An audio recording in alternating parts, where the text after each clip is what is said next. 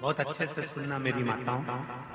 कई माताओं के मन में संशय होता है कि हम 1 महीने का व्रत धारण करते हैं और उस बीच में रजस्वला धर्म आ जाता है। वो रजस्वला धर्म आता है तो हमारे महीने भर का नियम का क्या होता है? इस प्रसंग को थोड़ा ध्यान से सुनना। बार बार ये प्रसंग नहीं मिलेगा और पहले भी कथाओं में ये प्रसंग नहीं आया। आज बीकन गांव की हरिहर्ष महापुराण में ये प्रसंग आया है। तो जितने लोग आस्था पर सुन रहे हैं, जितने फेसबुक यूट्यूब पर सुन रहे हैं, इस प्रसंग को थोड़ा ध्यान से सुनना मेरी माता।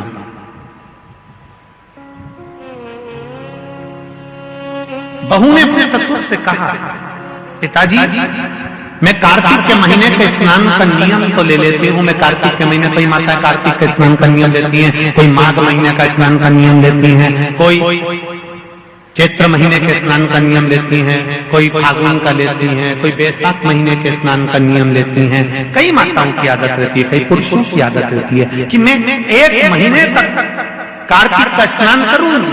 पर वो कार्तिक के स्नान में कुछ दिन ऐसे आ जाते हैं कि उसमें रजस्वला धर्म आ जाता है। अब वो रजो धर्म आ गया, रजस्वला धर्म आ गया, तो उस बीच में उसका नियम पूरा हुआ कि नहीं हुआ? उस बीच में वो 5-7 दिन जो स्नान के लिए नहीं गई, पूजन नहीं करी, तुलसी को जल नहीं चढ़ाया, शालिग्राम जी का पूजन या ठाकुर जी का श्रृंगार नहीं कर पाई, तुलसा महारानी का गीत नहीं गा पाई, तुलसी जी का दीप नहीं लगा पाई, तो उसको कार्तिक के महीने का, क्योंकि ये रजस्वला धर्म तो प्रत्येक महीने आना, नारी के लिए रजो धर्म तो हर महीने प्राप्त होना। तो हर महीने अगर रजो धर्म आना है तो कार्तिक महीने का फिर नियम पूरा कैसे हुआ? फिर नारी का नियम कैसे पूरा होगा? फिर नारी तो फिर नियम टूट गया, नियम टूट गया तो उसको कोई फल नहीं मिला। तो बहू ने अपने ससुर से कहा, एक साहूकार से, साहूकार की बहू ने कहा, ससुर जी मेरे मन के संशय को मिटा दो। मैं कार्तिक का स्नान करना चाहती हूँ और उस कार्तिक के स्नान में सबसे बड़ी अगर विघ्नता आती है तो मेरे 7 दिन 5 दिन जो रजो धर्म के जाएंगे, वो रजो धर्म में मेरा नियम टूट जाएगा। उस नियम को पूरा कैसे किया जाए?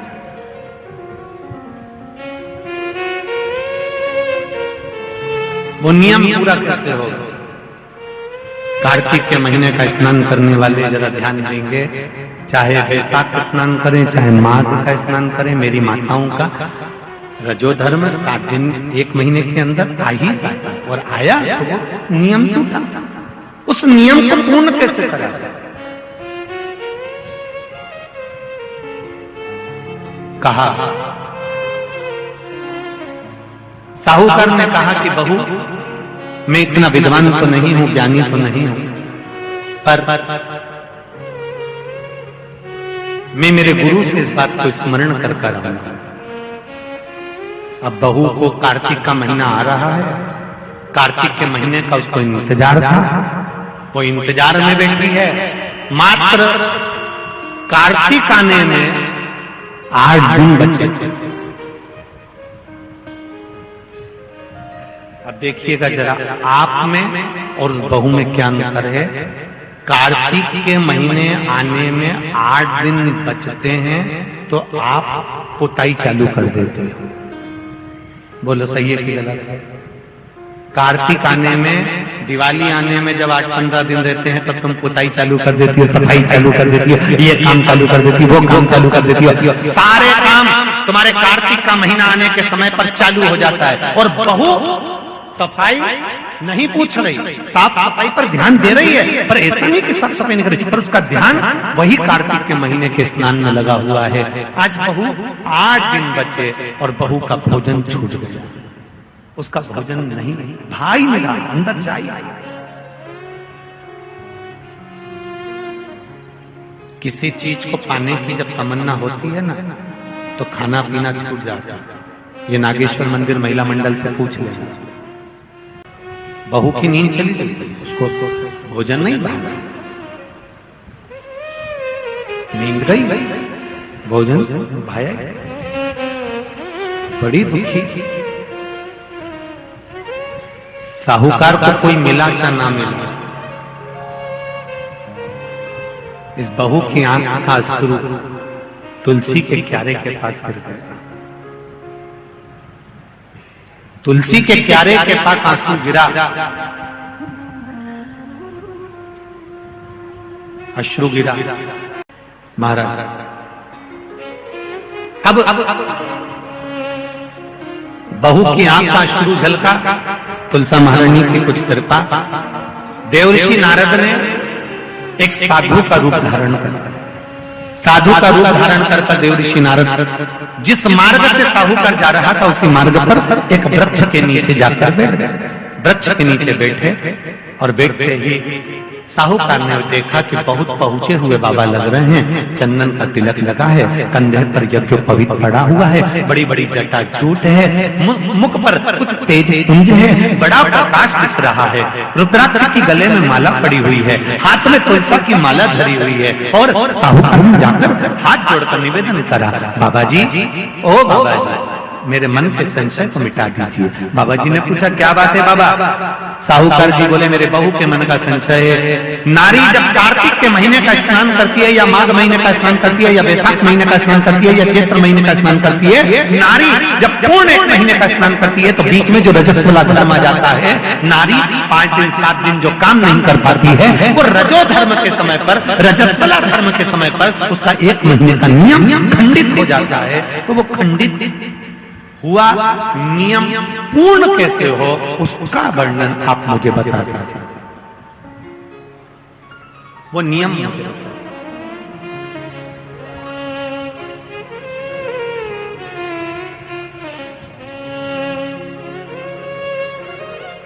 संत के रूप में बैठे हुए देवर्षि नारद, श्रीमन नारायण, श्रीमन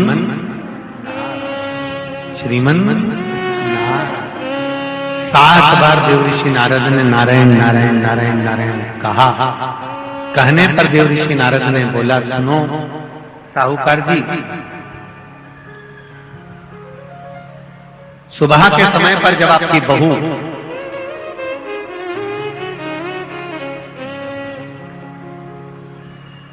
मंदिर की ओर जाए तो उसको इस मार्ग की ओर लेकर आना।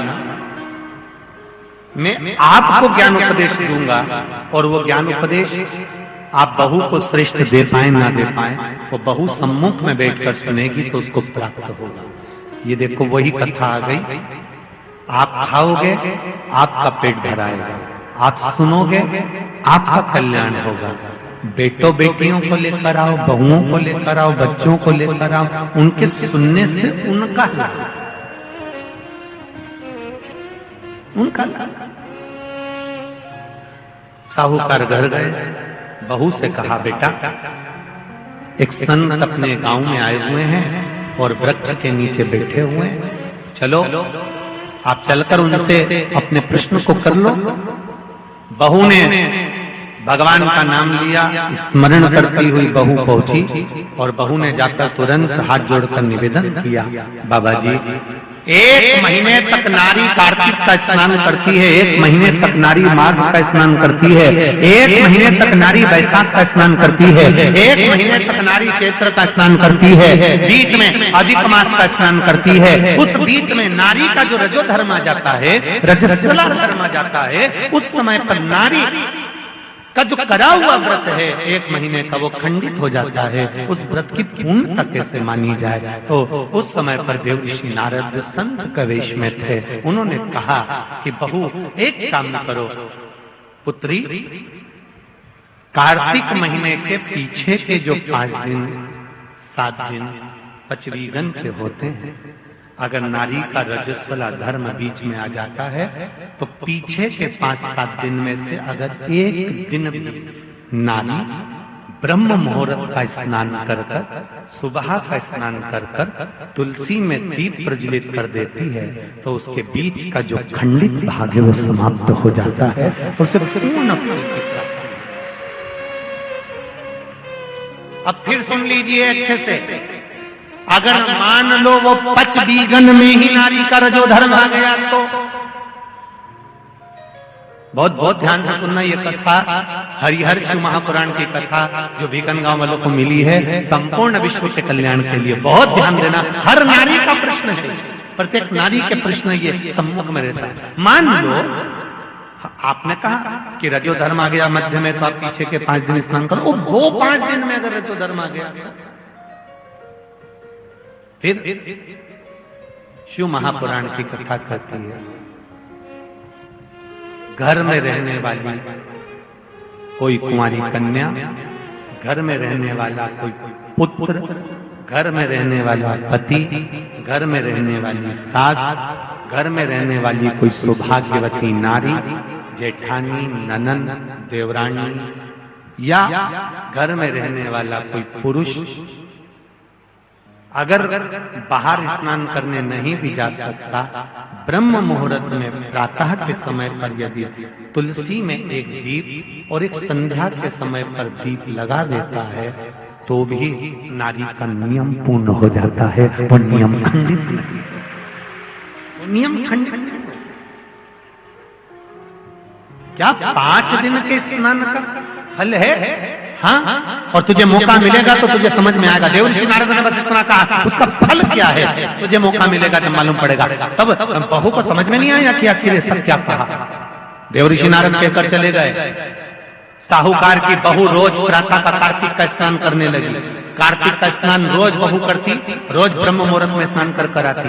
बहू को नहीं मालूम कि नगर के राजा का लड़का युवराज अपनी पत्नी के साथ स्नान करने आता। राजा और रानी भी स्नान करने आते हैं, युवराज अपनी धर्मपत्नी के साथ स्नान करने आता है। आज युवराज को बड़ा बुरा लगा। युवराज ने देखा कि मैं घाट पर नहाने के लिए आता हूं पर यह घाट गीला कैसे हो जाता है। मतलब मेरे स्नान के पहले कोई स्नान कर रहा है, मेरे स्नान के पहले कोई स्नान कर रहा है। मुझे ऐसा लगता है जरूर कोई ना कोई आता है। युवराज ने, राजा ने अपने नगर के सैनिकों से बोला, पता लगाओ कि सुबह स्नान करने कौन आता है। सैनिक लगते उससे पहले ही साहूकार की बहू स्नान कर चली जाती। दिखाई नहीं दिया, समझ नहीं आया। आखिरी के 7 दिन बचे थे, 8 दिन बचे थे। राजा के दूत ने फिर युवराज ने कहा, मुझे पता लगा कर बताओ फिर मेरे स्नान के पहले कौन स्नान करता है, घाट को गीला कौन कर देता है। क्रोध में आकर कहा, मालूम नहीं पड़ पाया। एक दिन रानी को, इस साहूकार की बहू को मालूम पड़ा कि युवराज मेरा पता कर रहा है, मेरा पीछा कर रहा है। तो बहू ने तुरंत सुबह जल्दी स्नान करा और भागी। भागते समय उसके गले की माला और पांव की एक मोजड़ी छूट गई। माला और मोजड़ी छूट गई। माला मोजड़ी छूटी, चली। राजा को वो माला मोजड़ी मिल गई। उसने मन में विचार करा, मोजड़ी इतनी सुंदर, माला इतनी सुंदर, तो जो इसको पहनती होगी वो कितनी सुंदर होगी। राजा ने अपने दूतों से कहा, जाओ, जिसकी ये मोजड़ी और माला है इतनी सुंदर है तो वह नारी कितनी सुंदर होगी, उसको 5 रात्रि मेरे पास में लेकर आ। उसको मैं 5 रात्रि अपने यहाँ रखूंगा। शब्द सुना, खबर पूरे गांव में लग गई। साहूकार की बहू के कानों में भी शब्द पहुंच गया। कार्तिक का महीना चल रहा था तो बहू ने भी कह दिया, मैं राजा के यहाँ पर 5 रात्रि रहने को तैयार हूं, पर शर्त मेरी ये है, ब्रह्म मुहूर्त का स्नान करते हुए अगर राजा मेरे को मुख देख लेगा तो मैं उसके यहाँ रह लूंगी। सुबह का कार्तिक का स्नान कर कर जब मैं निकल रही हूँ और राजा का पुत्र मुझे देख ले तो मैं रहने को तैयार हूँ, नहीं तो मैं नहीं रह सकती। राजा ने भी एक पक्षी, जो पाला हुआ पक्षी था, उस पक्षी को पेड़ पर बिठा दिया और कहा, जैसे ही रानी स्नान करने आए उसी समय पर तू बोल देना, मैं दौड़ कर आ जाऊंगा और इस रानी, इस साहूकारनी का दर्शन कर लूंगा।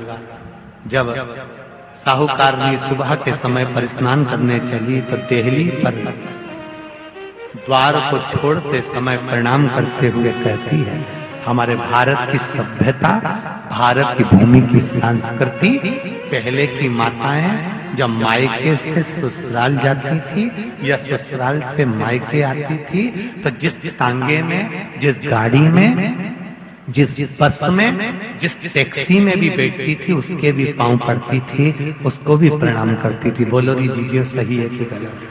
ये भारत की सभ्यता है, ये भारत का संस्कार है, ये भारत की भूमि की मर्यादा है। जिस भूमि पर से जा रही, ससुराल से मायके जाएगी तो जिस बस में जाती थी उसके पांव पड़ती थी, बैलगाड़ी में जाए, टांगा गाड़ी में जाए, घोड़ा गाड़ी में जाए, उसके पांव पड़ती थी। घर से निकलते समय प्रणाम कर कर जाती। उसने अपने द्वार को प्रणाम किया और द्वार प्रणाम कर कर जा रही है और कहती हुई जा रही है, हे तुलसा महारानी, हे गंगा मैया, हे दामोदर भगवान, ऐसी कृपा करना मैं स्नान कर कर जाऊं तो राजा के लड़का नींद में भरचक सो जाए, ऐसी कृपा कर देना। तोता बोलता रहा, राजा का लड़का सोता रहा। पहला दिन निकल गया। दूसरे दिन राजा के लड़के के मन में प्रश्न आया कि मैं तोते से पूछूं, क्यों रे तोता, क्या वो साहूकार की बहू नहीं आई थी? आई थी, स्नान करके गई, तो मैं जग नहीं पाया। उसने विचार करा, कुछ ऐसा काम करता हूं, पुड़िया में लेकर बैठ गया मिर्ची, रात्रि को डाल ली आंख में, रात भर नींद नहीं आएगी। साहूकार ने फिर चली, द्वार को छोड़कर प्रणाम करा, दरवाजे को प्रणाम कर कर, द्वार को पूजन कर कर, जब प्रणाम कर कर चली तो निवेदन कर कर चली, हे द्वार देवता, राजा के लड़के को सुला देना। ये स्कंद पुराण की बात शिव महापुराण में भी लिखी गई। पशुपति व्रत में एक नियम है, जब मंदिर में दिया लगाकर जाते हो तो घर के दरवाजे के राइट सीधे हाथ पर दिया लगाते हो। बोलो सही है? सीधे हाथ पे दिया लगाने का महत्व क्यों है? क्योंकि हम मंदिर से चलकर जब आते हैं, अपने घर के सीधे हाथ की ओर जब दिया लगाते हैं तो भगवान से निवेदन करते हैं कि मेरा ये द्वार है और आपके भरोसे पर है, आपको संभालना है। दूसरे दिन उसने मिर्ची डाली राजकुमार ने, तो भी उसकी नींद लग गई। तीसरे दिन उसने अपने शरीर पर कट लगा लिया कि इसकी जलन होगी तो नींद नहीं आएगी, मालूम पड़े तो भी नींद आ गई। चौथे दिन उसने आगी जलाकर बैठ गया तो भी नींद आ गई। पांचवें दिन भी उसको नींद आ गई। 5 दिन तक उस साहूकारनी का मुख नहीं दिखा। राजकुमार घर चले गया, गुस्से में लाल हो गया, शरीर में कोई रोग हो गया, शरीर कोड़ी हो गया, टपकने लगा, खाल गलकर गिरने लगी। राजा को चिंता लग गई, मेरा इकलौता लड़का, और उसकी शरीर की काया बिगड़ गई, उसकी काया समाप्त हो। साहूकार की बहू को नहीं मालूम, साहूकार की बहू तो अपनी भक्ति में, अपने स्मरण में, अपने आनंद में लगी हुई थी, उसको मतलब नहीं, वो तो अपनी अलमस्तता में, अपनी मस्ती में लगी, अपने भजन में। 5 दिन जो मिले हैं भगवान की भक्ति के, उसमें डूबी हुई है, उसे कोई मतलब। तुलसा जी का आराधना करे, तुलसी जी का पूजन करे, तुलसी जी का स्मरण करे,